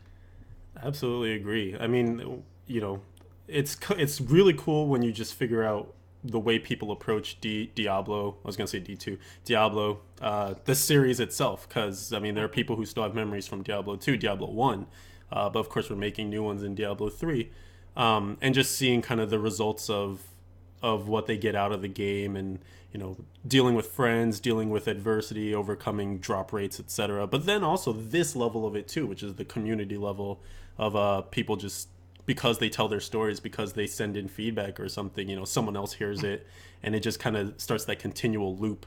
It's like that thing you hear about when there's a Starbucks drive-through and one person pays for the thing of someone behind them, and then it just keeps going for hours and hours and stuff. And so I always love those kinds of things because it's just the most like genuine expression of humanness or something. But yeah, not to get all teary jerry. We are still killing demons here, so. Definitely. But yeah, really cool moment here. So thank you for writing that in, Scott. Yeah. And I actually have another one from him too. Might as well double up. Yeah, let's do it. And then we doubled it. He says, "Oh man, why did I pick this? I should have left this for you. You always get the tough things to say." He says, "Sidigup fidigelidigus. Sidigup fidigelidigus. This is gibberish." By the way. Yeah. But we'll get to that. That one it completely lost me. I had no idea. Yeah, so he goes on to say he's a bit confused on gems. I thought I got all of them when they came out, but since I last emailed you on Friday, I got 2 more, Esoteric and Molten. Why would it take so long to come to me? Was this added since 2.2 PTR and hotfix? Just odd to get 2 more a night and 2 nights before the patch. And what I think this is maybe it was non-seasonal and wasn't playing the season, and because the season ended, the gems ended up rolling over into the non-seasonal pool. And so because those are both the 2 seasonal gems from this last season, so Esoteric Alteration and Molten Wildebeest Gizzards. So that's my guess there. If it's something beyond that, then I don't know, sounds kind of weird. You were saying though that you had a weird glitch with legendary gems, right? Yeah, it did it only once. The second time that it happened, I did go back through and look and see that I had my Toxin gem on my Witch Doctor, so that's why it dropped for me again. But there was another one, it's the Bane of the Powerful. I had it in my stash, and it dropped for me again. That is so odd. Yeah. And I'd talked to other people. Of course, there's always clan chat, and I hadn't seen anyone else saying that they had that same particular issue. So I don't know. Maybe it's just a little one-off or a little hiccup. Yeah, who knows? But yeah. Next, Scott says he didn't get to hear, or we did not get to hear, the audience, our favorite Reaper Souls memories. Did we not do our own? Did we? I thought we did, but maybe we didn't. I don't know. Maybe we didn't. Favorite Reaper of Souls. Oh, yeah, going through and pointing it out, I don't think that we did. Yeah, we asked for everyone else's but our own. Shucks. We didn't have any favorite memories. We hate the game. That's it. Yep. There you go. Cancel. The only logical explanation. We have no memories. Actually, the logical explanation is that we're robots. We have no memories. We simply pop, play game, ancient blade. Um, I don't know. We'll have to circle back around to that. Maybe we'll do it in the outro because I can't think of one offhand right now, but I know there are tons. So get one ready for the outro, Hmm. and I'll do the same. He says he got the Gem of Ease today. Did not play the PTR, but he's noticed that greater rifts seem more efficient? Question mark. Hmm. Maybe the new density, but he just felt like he was clearing faster. And then even after one death, he was able to clear a rift one higher than normal. And he said the streamer seemed to be complaining about empty levels, but he thought maybe he was getting lucky. That kind of goes back to what you were talking about, just the power creep, right? Hmm. It's probably a bit of what he's experiencing, just being able to move up in greater rifts, just from things changing over, items and some powers being reworked, etc. It's probably a portion of that. Yeah, or even just if he didn't play season, so it's not like it's a Paragon level. Mulling over or what have you. Mm-hmm. Hmm. That could possibly be the case too. And yeah, so he does go back to say that the intro there that I struggled through is gibberish. His 16-year-old niece tells him it's some sort of new slang thing, language that the gals are mostly using. Uh, but he knows Uh, nothing. 9. hmm. And then there's a little message there, or actually, he also asks, would we ever consider having a streamer from Europe or Australia or Asia on to talk about aspects of the game? And I thought about that, and then I also thought about time zones. And that would probably be the hardest part of linking that up. Yeah, that would definitely be something that I'd be open to. I would love to see what some people's opinions are from the other side of the globe or across the pond. But the earliest I would be looking at it would be if it's streamer, you'd be looking at 4 or 5 hours ahead of time. So that'd be what we start at 9, so you'd be looking Like 2 earliest to a.m. 1 or 2 o'clock in the morning.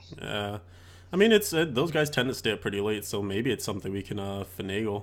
But Yeah. I'm in agreement with you. I'd love to try to Hmm. get some just the other perspective, especially because I don't know if I'll go on the record and say this, but people tend to say EU is super dedicated and strong and all that, Hmm. and who's to say? But it'd be cool to definitely get the different perspective for sure. Hmm. And lastly, there is a challenge. 9 ball, can you try an intro as Colonel Clink in full accent? I have no idea what that means. I think that was Hogan's Heroes. I think it was. I'd have to go through and look it up Well, there you because go. it has been a very long time since I have last watched Nick at Night. So it's a very long time since I've watched that show. Yeah, Uh, yeah, Nick at Night, man, yeah. classic. So yeah, we'll see. I guess we'll maybe something to look forward to in the future. Yeah. And then last episode, you already had given me the challenge of going through and doing another opening in my Arnold voice. Yes, Arnold. Mm-hmm. Then that's my. Now. See, there it is. You're much better at that. Uh, let's see. We got 2 more, I think here, Mm-hmm. or 3 more. We've got this one. As always, the week does not go by that we do not get feedback on it. But yet another email from a listener going through and just wanting to submit his idea of a Greater Rift trial idea. Mm-hmm. And for this one would just be like making a vendor. So if you go through and you complete a trial, you get the key. You can walk over to the vendor, and it will match whichever key you have. And so that way you can buy. If you have a Greater Rift 37 key in your bag, the vendor will be selling a Greater Rift 37 key, and the currency to buy them will be trial keys. So that way you can go through and buy as many of them as you want, or something along those lines. Just giving some way of speeding up the process and going through and skipping it. That one's, yes, is a more interesting way of doing it than besides like loading up 10 and getting 10. Mm-hmm. I don't mind this idea as much. I mean, it would for well, first of all, I don't know. I was gonna say it would probably kind of eventually sub. I can't think of the word, but take away the need for trials. But I guess you would still need to do them in order to get into that rift to clear it in the first place, so that you could Mm-hmm. purchase from there on. So yeah, I guess it still kind of keeps trials relevant, but not like super mandatory. You're not in them all the time. Um, And he also makes the caveat that perhaps you should only be allowed to duplicate keys that you have earned in solo play, so like your highest solo clear +1, which I think would be a good way to make sure that there's no cheesing of it or anything like that. I'm not against this idea. I kind of like it.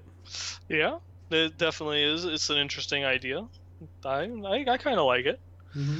I'll have to see what's in store. Obviously, I'm sure the devs themselves are going through and getting all sorts of feedback and ideas and what they're coming up with internally, as far as answering the big question. Because this is one of the last outliers. From the launch of Reaper. I guess the Greater Rifts is not the launch of Reaper, but 2.1. Hmm. Just one of the longest standing issues that people have been having problems with is just having to do the trials.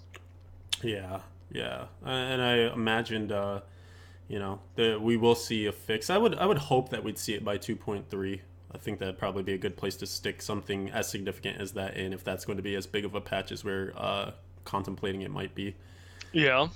So, we'll see. hmm Well, Uh, one idea is that I would like to see, obviously we're going to be continuing to get people's ideas for trials and things of that nature. What could they do differently?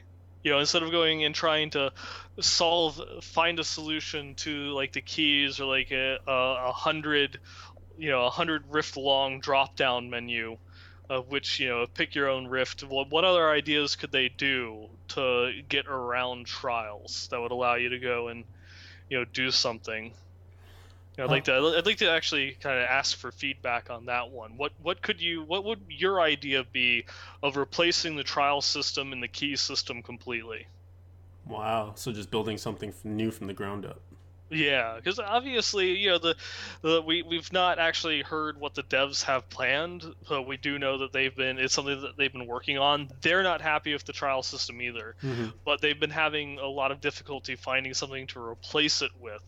And so I guess that would just be a different idea to go and look at it. Is just what could you do? What ideas could you have? I'd like to see what the community can think of in terms of that as something to replace it. All right, the challenge has been issued. hmm Send in those feedbacks and let us know what your brand new idea is to get people into greater rifts. hmm All right.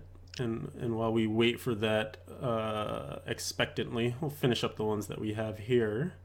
And I actually want to take this one because it's kind of a nice segue into thinking about season 3 and whatnot. This one's hmm from Jim Gnarly, and he says, first of all, he wants to apologize to all the veteran listeners. He's sure there are many more interesting things that the audience would like to hear, but he's got this for his question. He played D2 a crapload in college. He was excited when D3 launched. Of course, the original game had the AH, very random drops, not ideal legendaries, etc. Had some shortcomings, he says. Despite that, he played up a monk to 60 and then stopped for quite some time. Then he picked up Reaper of Souls. He's been enjoying it, but he says he feels like a lot of things are kind of lost on him. Greater Rifts, bounties, legendary gems, doesn't really know what it's all about. So he wants to know, what tips do we have for new players or those coming back after a hiatus? hmm Are all builds viable? Are there abilities or runes to stay away from? He's going to be playing Season 3 and looking forward to relearning the game. And he says he loves hearing the name of items that he came to love and hate from D2, such as Immortal King, Tal Rasha, and others. Brings back some memories. Um, Really big question because there's a lot going on right now.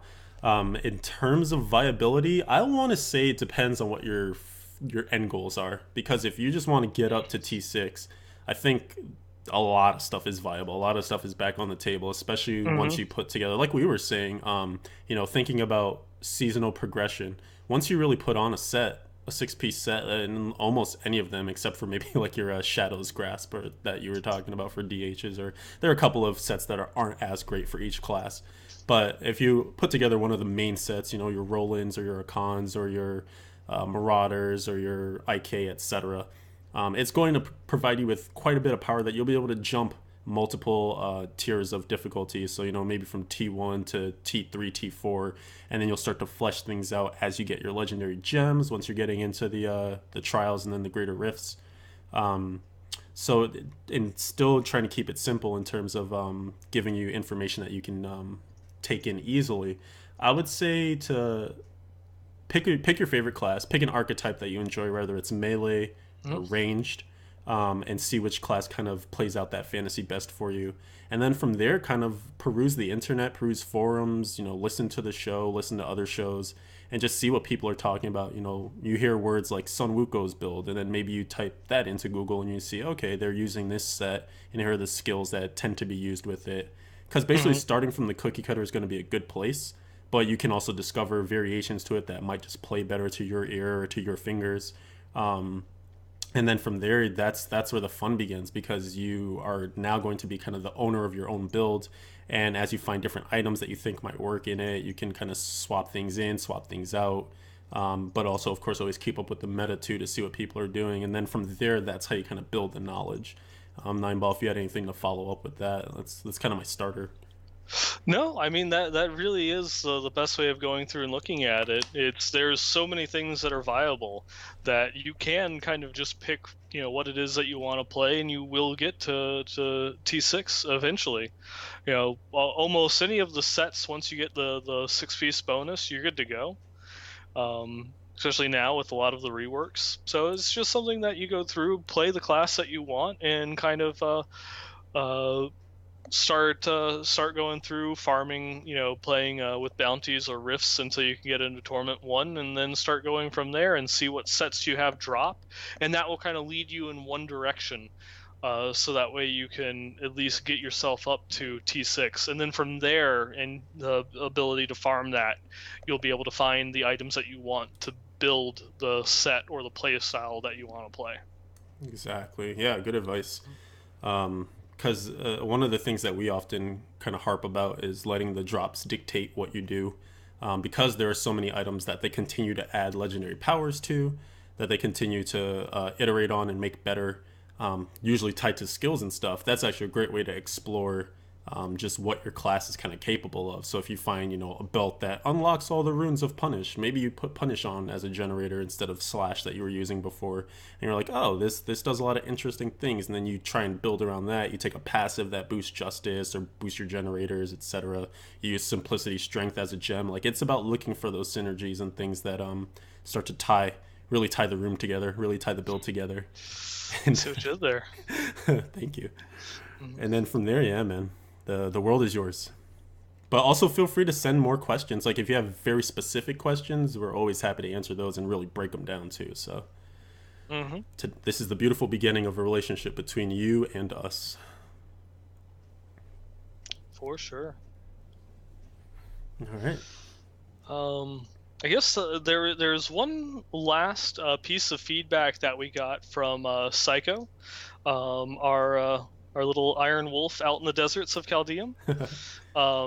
It's not so much feedback; it's just something that the way that our audio got cut on the last episode, kind of left it off incomplete. But it's something that he went through and he wanted to like express his feelings or beliefs about that. I think this would probably be something more appropriate for the after show, but I just, Psycho, I know you can't, go through and participate in the after show from where you're at, but I just want to let you know, I'll, by the time that you hear this, I'll probably have sent you an email already, but it's something I want to talk about this email in the after show. Okay. Mm-hmm. All right. Fair enough. And there was one funny image that Mr. Mad Hamster sent in, Mm-hmm. one of our perennial listeners and submitters of things. He sent in Wirt's original leg, which is an item I didn't actually know was in the game until I looked it up. Yeah, to be honest, this one had gone past me as well. I didn't know. And so it's here on screen. It's a level 5 required item, 5.4 DPS. This is kind of funny because you're always like, oh man, this ancient furnace with 4,000, it's like 5.4 Mm-hmm. DPS. But it's kind of funny. It's the primary affix here is 6% movement speed because it's a leg. Ha ha ha ha. And then the secondary is some extra gold and better chance of finding magical items, which also fits into the fantasy and the lore of Wirt. Because Mm-hmm. when you clicked on his body to get that leg, you would get a ton of gold back in D2. But yeah, so this exists, and the flavor text, might as well read that too. Once belonging to a disgruntled lad named Wirt, this leg was amputated after he suffered grievous wounds at the hands of demonic torturers near the town of Tristram. Mm-hmm. So yeah, that is a thing that exists, but there is no Cal level, so there's no use for that item. Do not use it. There is no Cal level, but there is a Cal Rift. And that is all you will get until perhaps you get more. Data mine, data mine, data mine, etc. But because I showed an image, maybe it's time to go to items of the week. I do believe so. Ooh, trucking on over to items of the week then. And let me get up my little cheat sheet here. We have a bunch of items that were delivered to us this week. Some new, some old. I'm really excited about them. First up is Lawrence's Mara's Kaleidoscope, which you should be seeing on the screen any second now. This is an amulet without anything that's been re-rolled. 20% lightning damage, 710 dex, 100% critical hit damage, 10% critical hit chance. That's 3 perfect rolls. Mm-hmm. Which is insane. And then the secondary is reducing the control impairing effects by 37%. And then, of course, the legendary fix of poison healing you instead of doing damage. Yeah. And not having to touch anything, so likely we'll see the dexterity rerolled into a socket. Indeed. And then this is anyone's game. Yeah. Anyone's Ammy. It's pretty cool stuff there. Thank you to Lawrence for submitting that. And moving on over, as I always talk about, and as we seem to always have a submission of, we have an Ancient Furnace, because they drop like candy, right? Apparently. our listeners are just really good at finding them, I guess. We have this Ancient Furnace from Greco. Thank you for submitting this one.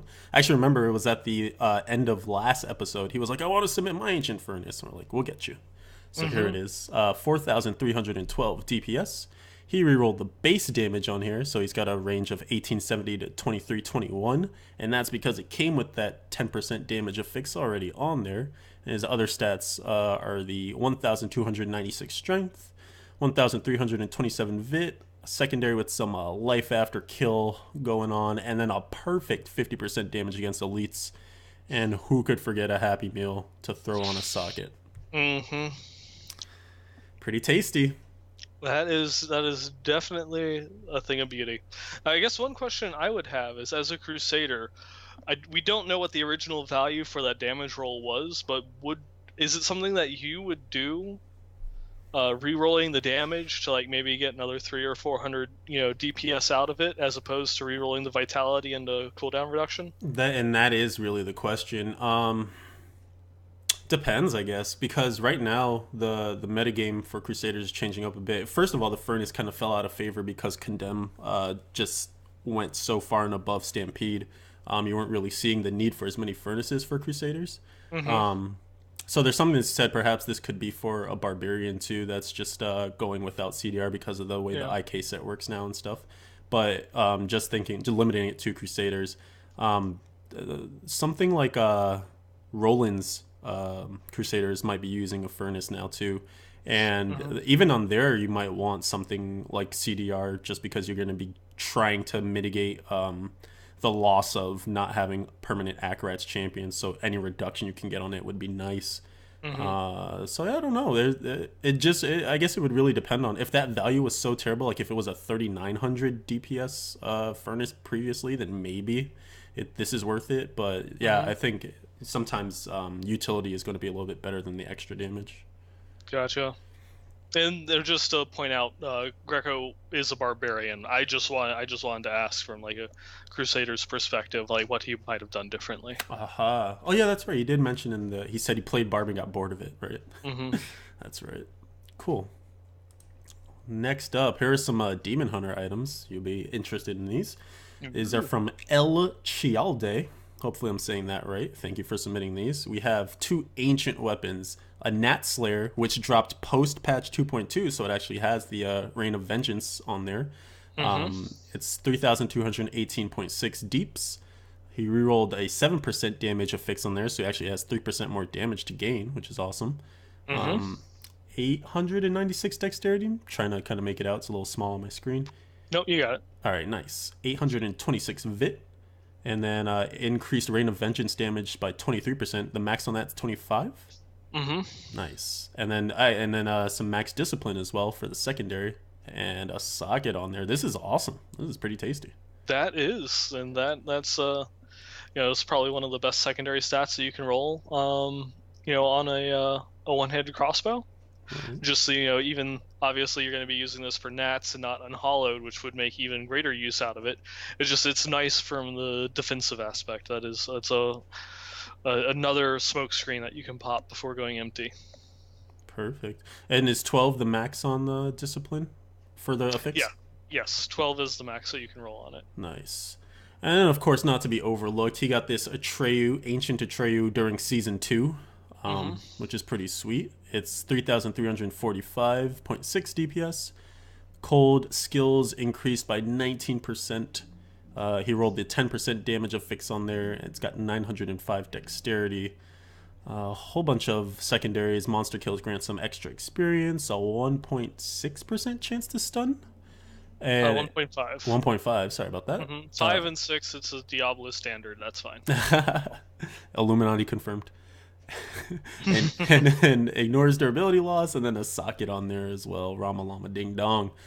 Transmogged into a Crider shot, by the way, so that means he also had a Crider shot at some point during the season as well to get that transmog, which is awesome. So, in terms of these items, are they ideal, or would you have preferred anything on either of them? Atreyu is just a really good item, for a cold M6 build, though I think it still kind of lacks something compared to an Arcane Barb. I just say Arcane Barb because you can easily get an Ancient one of those just by crafting a whole ton. Mm-hmm.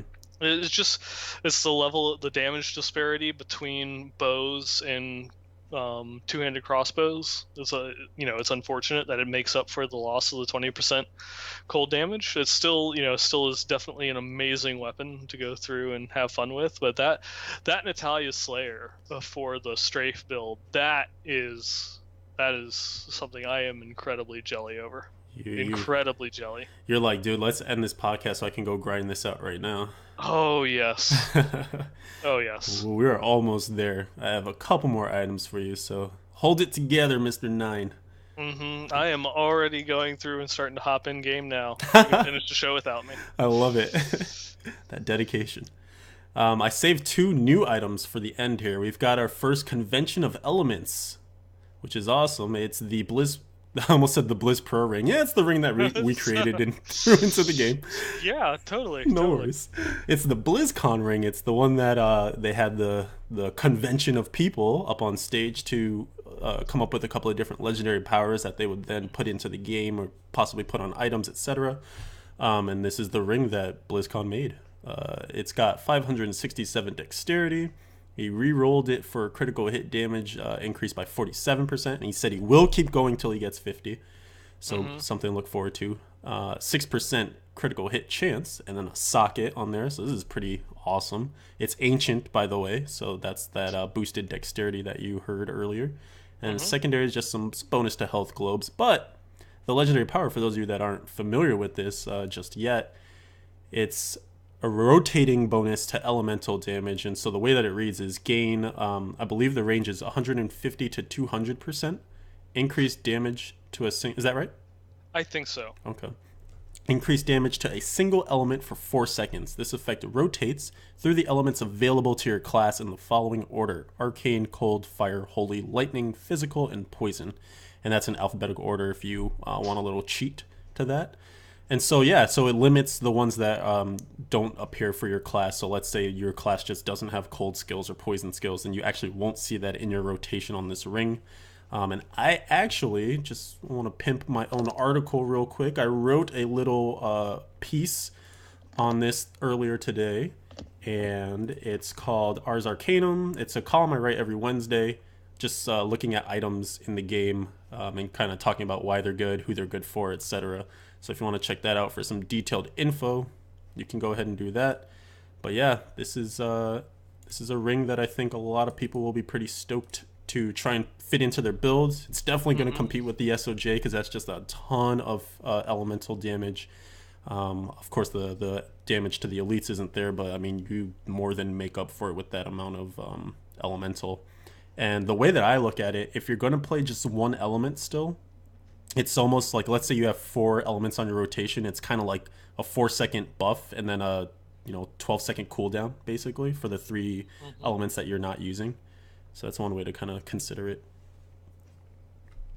Yeah, and I mean that's a big conversation that's going on right now over on the Demon Hunter forums. Is this going to replace the SOJ?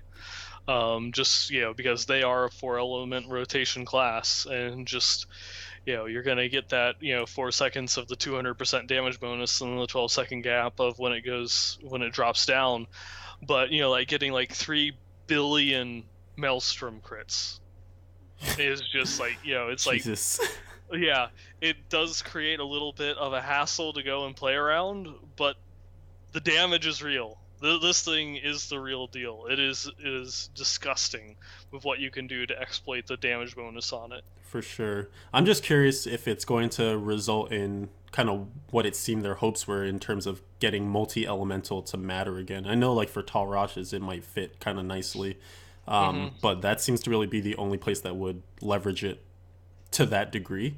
I don't know if it's going Hmm. to be worth it because most builds, the way that they are built right now, is kind of like you have your one spender, you maybe have a generator, but you're trying to get away from that as fast as possible. And then everything else just kind of buffs up that one spender. So you're only really dealing with one element. Yeah, we'll have to wait and see. Indeed, indeed. Yeah, I think this is one of those ones where I think that this ring would do a lot better um, if we didn't have elemental damage as an affix on other item slots. Mm-hmm. Just so that way you didn't feel as pigeoned into a single element. And if you had, uh, maybe if it had some sort of built-in bonus where it buffed generators more than spenders, just so that way it would make for a nice cycle of where you use a generator and then use a spender of different elements to kind of give you that high damage output. Yeah, no, there's it's it's crazy. Like I'm trying to think about it on the spot too. It's just a lot of like theory crafting that could definitely go into this. And even in chat, there's a lot of flurry on talking. Some agreeing and disagreeing too. So Yeah. it's exciting to see. The other I just want to, while we're on the topic of rings and things like that, the other big one that has come out of this season has been focus and restraint. Yes, That's been another one that has got buffed and changed in this patch that a lot of classes are switching over to using. that's right. And so the main thing with that was a lot of people were just kind of pissed off whenever they saw green rings because none of them were all that good really. Litany Hmm. of the Undaunted, etc. Those sets are and Focus and Restraint just weren't all that great until this rework for Focus and Restraint, where now I believe whenever you cast a generator, you get a 50% damage bonus for 5 seconds on your spender, and Hmm. then whenever you cast a spender, you get that 50% damage bonus for 5 seconds on your generator as well. So it's kind of some back and forth interplay to make sure that A, you're using a generator and it's kind of useful for you, and then B, you're just getting a good damage increase for sacrificing both the ring slots. Hmm. And so that's one that definitely, you're right, has been working its way into builds. I'm kind of wondering if it's the thing where it's like, oh, this is the new hotness, and then it's gonna fall off, because I think as people start to again climb up into those higher greater rifts, etc., the usefulness of Unity is just gonna rear its head again, and it's gonna be tough to justify more DPS or over survivability. Yeah.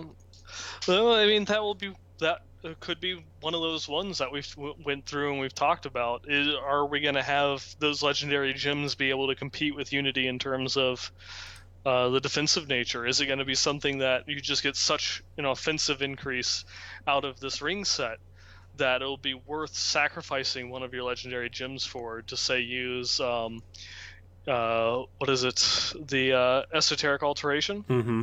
Yeah, Yeah. or the wildebeest gizzard.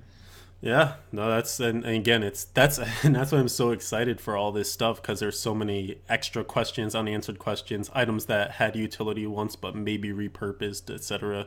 It's Hmm. a lot to kind of mull over and consider. Yeah. So Bendak, thank you for submitting this convention of elements. It obviously led to some interesting discussion. I'm sure we'll continue that as the weeks go on here. And last but not least, we had one more item submitted. This was our Twitter submitted item. It came from at Mixter614. So thank you for submitting this. He's got the new Crusader bracers, the one that synergizes with the Roland set rework. And these are Draken's Lesson. The legendary power on here, I'll read that first, is when your shield bash hits 3 or less enemies, its damage is increased by a range, and I believe it's 150 to 200 on this one as well. And 25%, I think that number is static, of its wrath cost is refunded. And the rest of his item is like this. He's rerolled fire skills, deal 20% more damage on here, 443 strength, 427 vit, critical hit chance 5.5%, and the secondary is range and melee attackers take 1,707 damage per hit. And I don't think I mentioned it, but these are bracers. So yeah, it's an interesting item. Again, it works very nicely into the Roland set. If you're going to be using Shield Bash as your primary damage dealer, then you're going to throw on the Peril Morella, which is a craftable shield for Crusaders, and it also further lowers the damage or the wrath cost of your Shield Bash, because it's a super expensive skill. It's 40 wrath normally, and so that's usually the limitation spam, like 1 or 2, without an item like this, which is going to return some wrath to you, but also the Peril Morella, which is going to cut the cost of it. And then of course that huge damage bonus. This actually got nerfed down. I think it used to go up to 300% early in the PTR, and we were seeing like 3 billion crits, 4 billion crits against Greater Rift Guardians, because it's very much a single target damage booster. So yeah, I mean, Shield Bash itself is mostly a single target skill. Like, it has a couple of runes that give it some AoE capabilities, but it's nice to see them just totally play up that fantasy. I know there are some complaints right now that it doesn't quite synergize with using both Shield Bash and Sweep Attack, which are the 2 main skills propped up with the Roland set. So yeah, and because the Shield Bash was always in one of those interesting positions, because it was kind of a single target spell, but it only did like 700% weapon damage, which is kind of low comparatively for what its cost was when you have other skills. Right. And but the another part to it too is the fact that your shield block would factor in there too. So I think it was supposed to be the skill that really created block builds. Or, because obviously the Shield Bash, you need a shield for it. It's kind of playing up the fantasy of the shield. But then your block percent's supposed to matter, and then you add more block percent. Maybe it makes the Justice Lantern worth something or whatever, but no one uses that, of course. So yeah, there's ways to definitely continue to prop it up. But yeah, you definitely make a good point there. I don't know. We'll see where this goes. A lot of people originally were singing the praises of Roland's and talking about how much extra just far and above it was above a Khan's, and now I'm starting to hear perhaps a Khan is back on top. I don't know. It seems like once this whole like Mordek's brace thing happened, people just lost their minds. They started saying all sorts of crazy things. So I'm taking everything with a grain of salt at this point. Yeah, we'll have to see where it actually plays out. Because even though the people have been testing it on the PTR, for the last month and a half, 2 months, that there's just a limited number of players on the PTR. With a limited amount of playtime. So they never test everything. They never factor in everything. We'll have to wait and see. That's right. Yeah, so there probably will be some changes and some different skills selections or item combos within the next couple weeks or months. I believe you are correct, sir. I'm sure we'll see iteration, hot fixes, etc. Hopefully nothing too crazy during the season, of course, but yeah, with, patch to patch, etc. So this brings us to the end of another delightful episode of Westmarch Workshop. Did you figure out a Reaper of Soul memory? Oh yeah, I was supposed to be doing that. I think for me, probably one of my favorite things that I guess I have kind of 2 favorite moments. One of them, I guess. One of them was going through and participating in the Diablo 3 anniversary stream last year of, being able to, play alongside, some of the the writers as well as world designers from the game, the Brian and Leonard, in order to go through and just kind of have a nice like hour-long chat with them, and playing through story mode and talking about the lore and the setting of the game. That was always, that for me, that's like a personal like big thing, because I got to do a stream with Blizzard, of course. For But sure. other than that, one of my favorite things probably would be like that first night on season 1, when we just gunned it to 70 and managed to make it into the conquest leaderboard there on the first to 70. Yeah. Oh man, that's an awesome memory. I Hmm. remember, I remember like getting hungry during part of it. I'm like, no, no breaks, no food, no. We have to wait. We have to make it, Uh-huh. and just and like the lead, just the checking of like who's what level on the friends list, and like how is Hmm. he ahead of us? He was behind us, and Yeah, they were 8 levels behind us. What is Taffer doing? exactly. Yeah, No, I was and a I didn't forget you either, Brandy. I know you were there. but Hmm. yeah, I guess for me too, kind of echoing. I'm glad you went first because now I can just copy you. Echoing off of your ideas, Hmm. being part of. Speaking of Brandy, being part of the very first player way back when it was Theorycraft Thursday, that was an awesome moment. I remember, Hmm. I remember trying to come up with a way to ask for that time off from work or to leave early. I was like, well, there's this thing I'm gonna be a part of, and it's on the internet, and I think a lot of people are going to see it, so I kind of want to make sure I'm home so I don't miss this, and blah blah blah. And they were just like, what are you talking about? I was like, it's Diablo, I just have to go, it's Diablo, just let me go. And they were like, all right, whatever. But it was so cool to like be on the stream. I got to talk to Travis and Dainty, and who was the other person? Oh my god, I feel terrible right now. Oh, I was the other person. That's 4 people, right? That's 3 people. Yeah, it was. Oh, Monstrous, how could I Yeah, forget I was about to say. I Monstrous? thought it was. Yeah, I thought it was monstrous. Yes. It's like I was about to say. Uh, Kelric, but she played on a different Playerway stream. Yeah, she did Crusader with Dead Set. Yeah, That's that was right. it. So yeah, that was super fun, and just and that was the first time we heard about like legendary gems and stuff. Like it was so cool to kind of like put that stamp on history in Diablo, and fully immerse, fully unleash. I don't know words. The Zeus Satyr on the world, and some people still play it, which is kind of crazy. It's awesome. So that's probably my favorite memory. Hmm. A lot of emotion and things were wrapped up into that. Yeah, definitely. Word. So, yeah, I guess that's it. Is there anything you want to leave the people on? Friday, something to look forward to for sure with the season 3 launch and our stream of streams that we usually do. Oh yeah, I'm just looking forward to it. Yeah, I know that some people are going through and just they're not having as much fun, or some people are like bowing out of seasons or what have you, but it's something that I just incredibly enjoy. So I loved ladders from D2, and seasons are one of my favorite things. And it's like that first week, and that getting to 70, getting gear, and when you're actually like, oh, I found my first piece of Nats or my first piece of Marauders. It's so awesome, as opposed to salvaging your 16th pair of gloves because it didn't roll, crit and crit damage. It's like it's always refreshing. Definitely, man. Definitely. And I'm with you.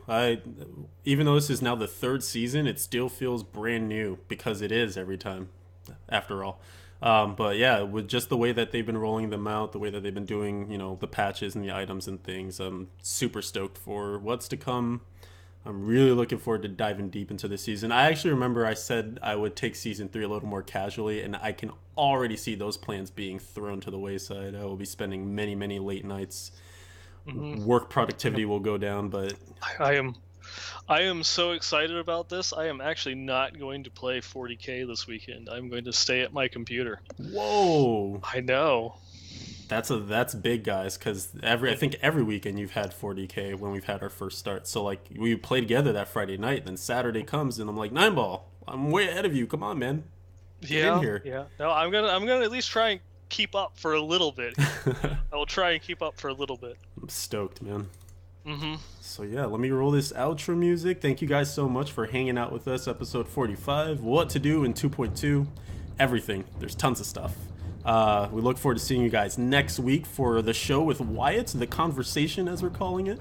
Again, that'll be here, twitch.tv/Leviathan111, 9 p.m. Eastern, 6 p.m. Pacific, every Wednesday, but a very special Wednesday next Wednesday. Follow us on Twitter, the WM Workshop, or individually. I'm SA Stewart111, and my always bearded and handsome friend is 9ball Gamer. Let's see, you can also follow in-game, join the Westmarch Workshop community. That's a great place to convene if you don't want to leave your clan and you just want to hang out with people who love the show and love Diablo. You can also attempt to join the BlizzPro clan. We are in a heavy recruiting period, but again, it is quite full right now, so we're doing our best to work as many people in as possible. Submit feedback, Westmarch Workshop at blizzpro.com. Am I free? Oh, if you want to check out past episodes, iTunes, Stitcher, YouTube, SA Stewart1, also BlizzPro, the main YouTube. Check out blizzpro.com, diablo.blizzpro.com.